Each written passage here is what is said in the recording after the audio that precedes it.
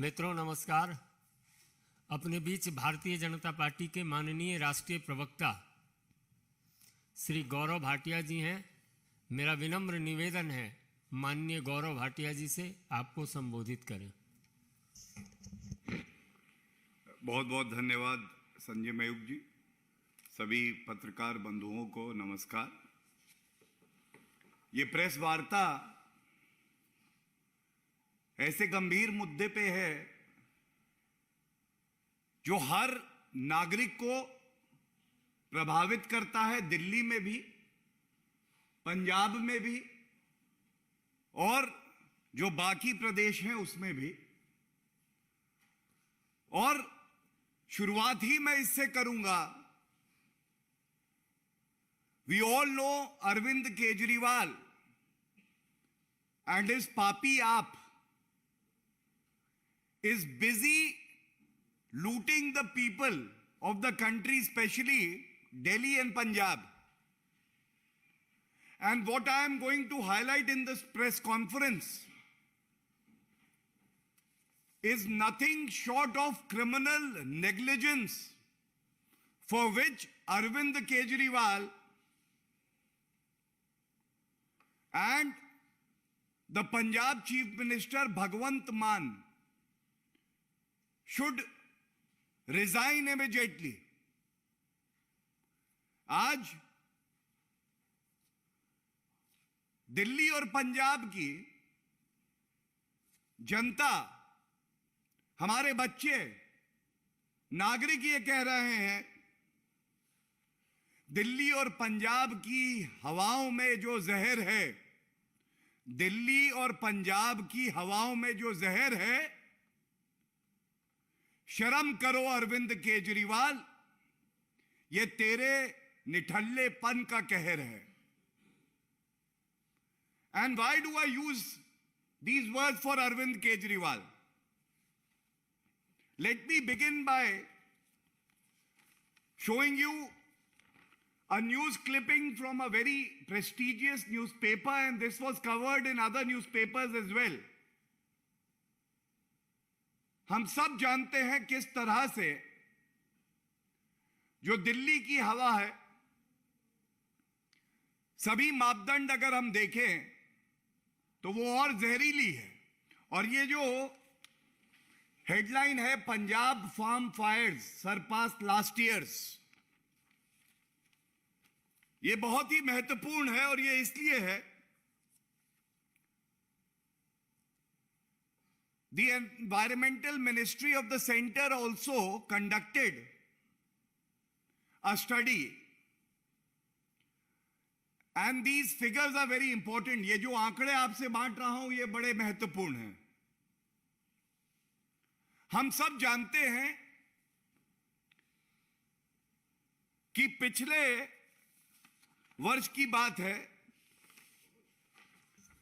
अरविंद केजरीवाल भ्रष्टाचारी, निठल्ले, निकम्मे, जब उनसे पूछो कि दिल्ली की हवा इतनी जहरीली है तो पिछले साल तक कहते थे, and I am quoting from what he said, quote, Delhi has turned into a gas chamber due to smoke from crop burning in neighboring states. It is very important that we protect ourselves from this toxic air. And they were protesting at the Punjab and Haryana Bhavan.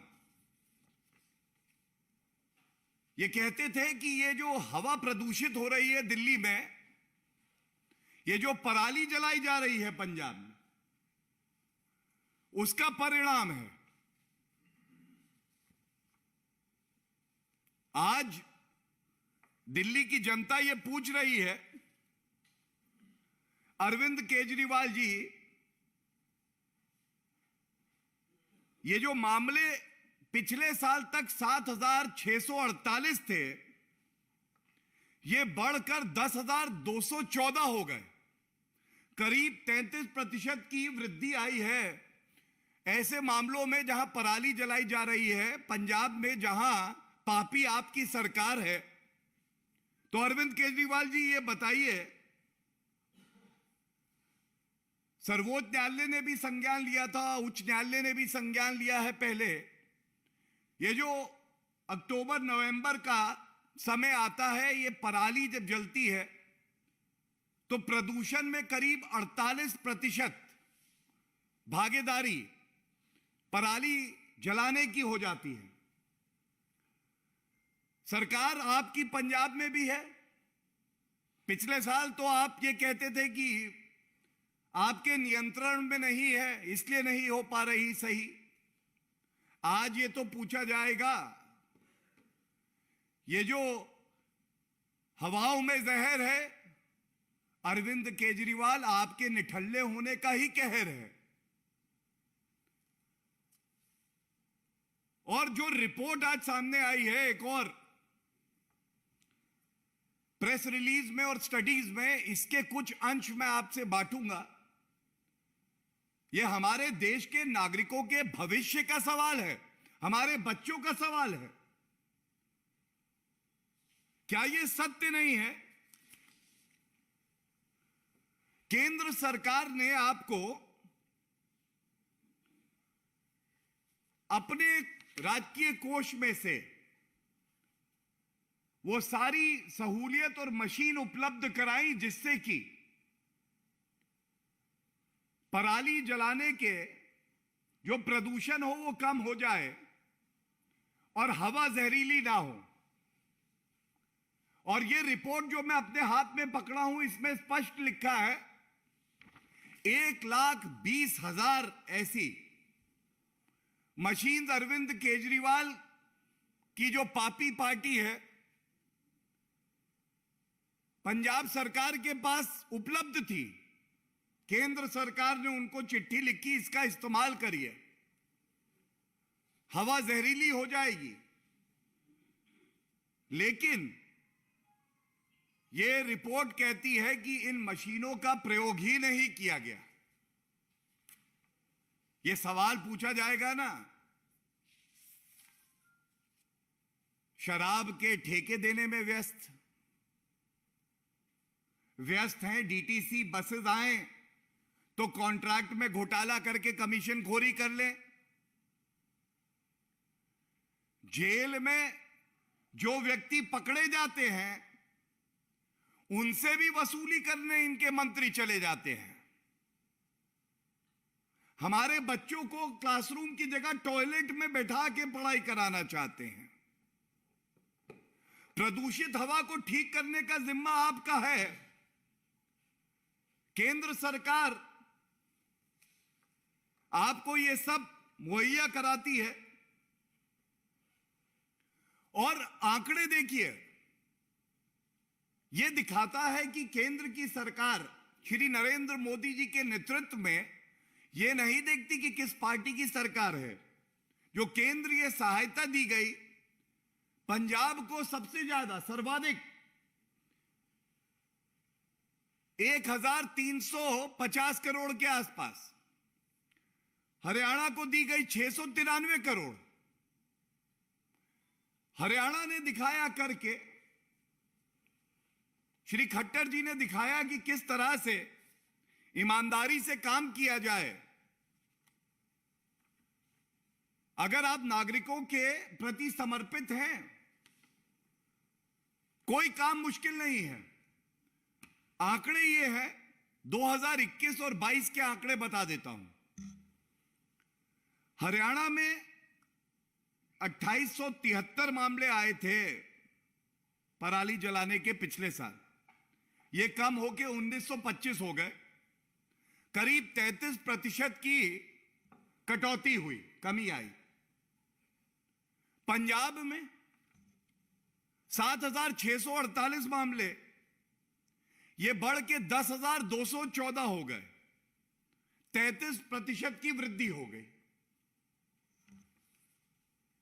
और केंद्र की सहायता ऐसी कि आपको 1.5 गुनी ज्यादा राशि दी जा रही है।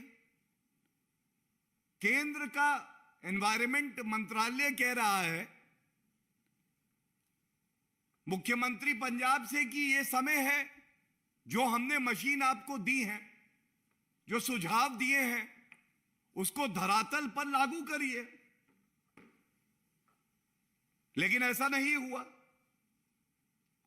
और सबसे बड़ी बात है कि यह सारा फरवरी 2022 में केंद्र की सरकार बता रही थी कि यह समय है, अगर आप चाहते हैं कि हवा पंजाब हो, हरियाणा हो, उत्तर प्रदेश हो, दिल्ली हो, नागरिकों को स्वच्छ हवा मिले सांस लेने के लिए, तो अभी से कार्रवाई करिए, फरवरी 2022 में।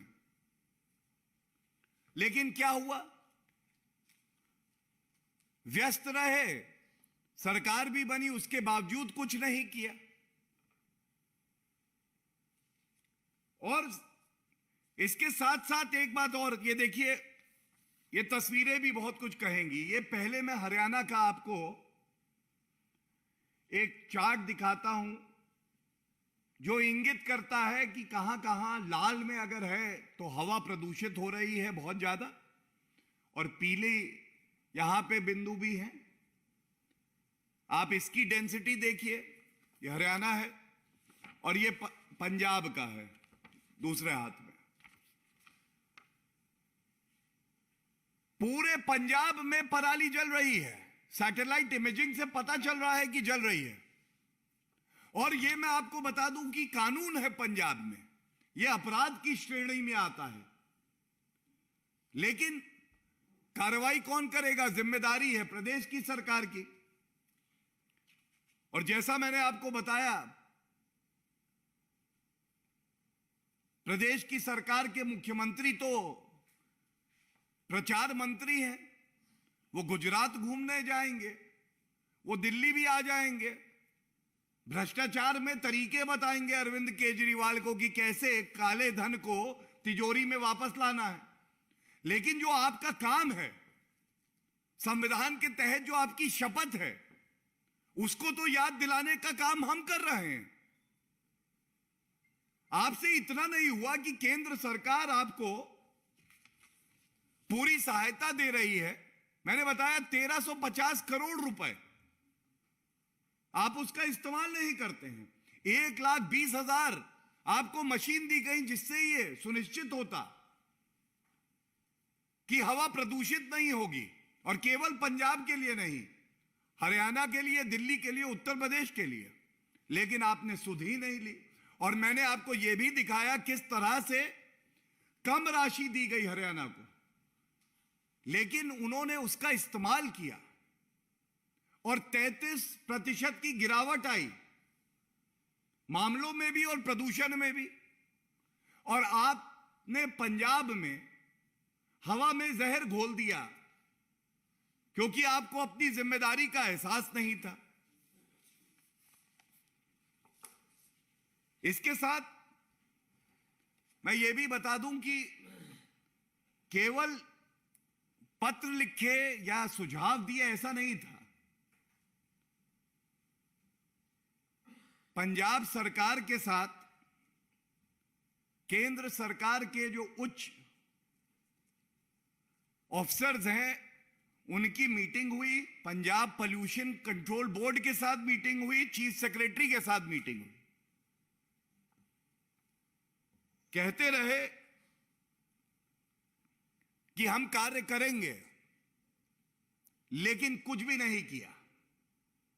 भ्रष्टाचार फुल है, भ्रष्टाचार फुल है, जवाबदेही गुल है।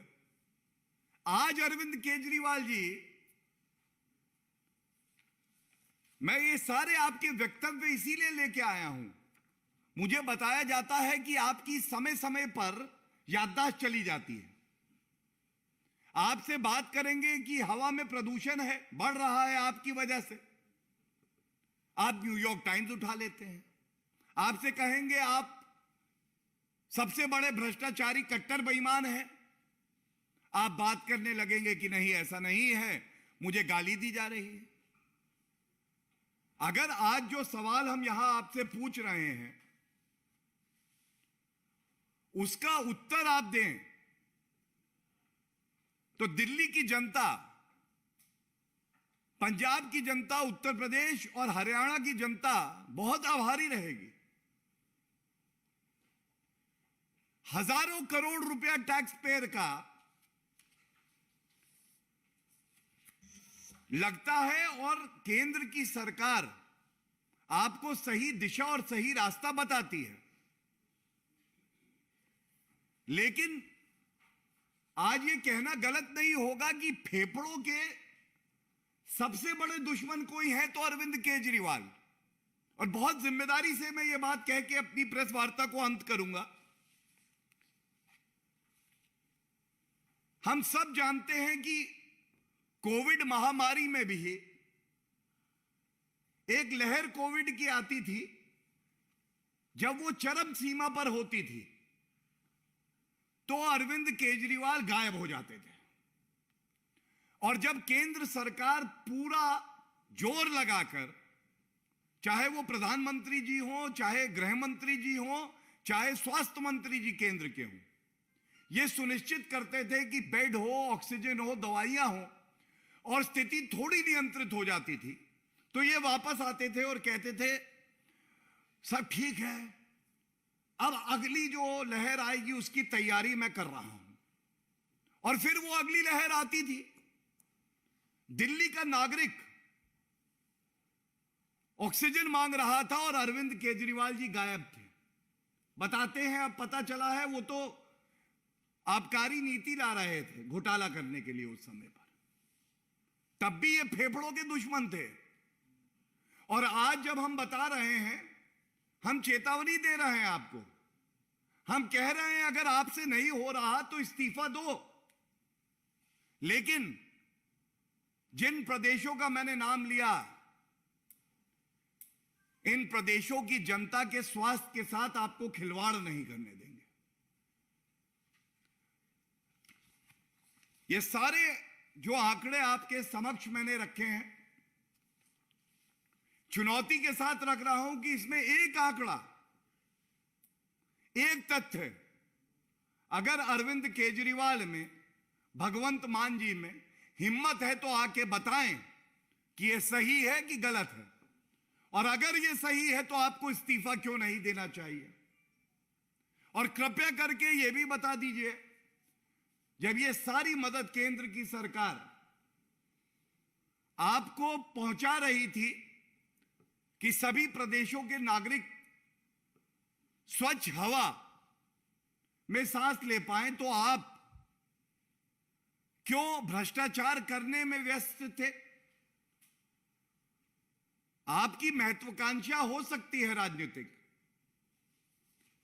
लेकिन किसी के स्वास्थ्य के साथ, किसी की जान के साथ अगर आप खेलते हैं तो इसी को क्रिमिनल नेग्लिजेंस कहते हैं।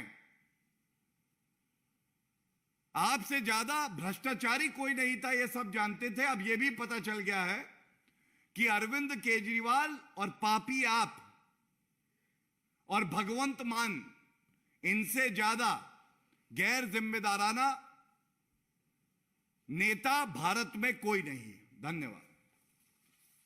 कोई प्रश्न हो तो हम लोग ले लेंगे। Any questions? None, I guess. Thank you so much.